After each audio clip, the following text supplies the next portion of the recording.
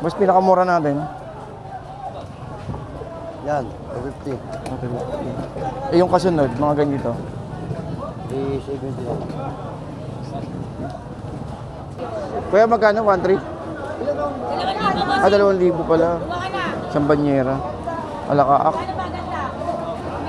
Banyera ang labanan. 2,000.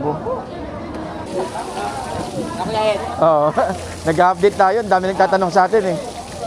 Ang dami nagtatanong kung meron daw bang paninda. Ate, magkano isang ganito mo ngayon, te?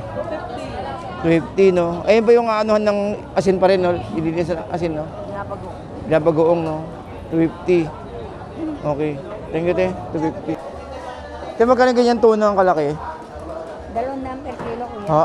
200. 200 per kilo. Kapag nagpahiwa ba doon sa labas, magkano kaya doon pag nagpakakatay? 100